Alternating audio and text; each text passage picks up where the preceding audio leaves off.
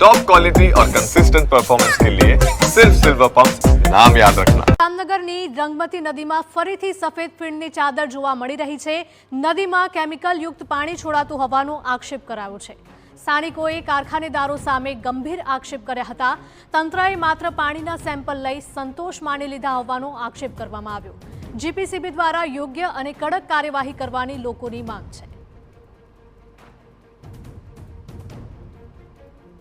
તો જીપીસીબી તંત્ર ઘોર નિંદ્રામાં હોય તેવો ઘાટ ઘડાયો છે, કારણ કે અવારનવાર નદીમાં કેમિકલ યુક્ત પાણી છોડાતું હોવાના દ્રશ્યો સામે આવી રહ્યા છે, છતાં પણ કોઈ જ કામગીરી નક્કર નથી કરવામાં આવતી।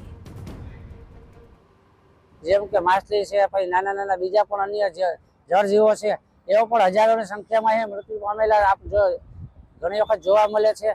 અને આના ઉપર અમે ઘણી વખત રજૂઆતો કરી છે, છતાં પણ તંત્ર કાંઈ પગલાં લેતું નથી। બીજું કે આ પાણી એમને તળિયાની અંદર બેસી જાય છે કેમિકલ યુક્ત, અને તળ પણ ખરાબ કરે છે। અને આ પાણી ધીમે ધીમે કરી અને ક્યાંક ને ક્યાંક પીવાની પાણીની લાઈન હોય છે, તો એમાં પણ પસાર થઈને લોકોના ઘર સુધી આવે છે।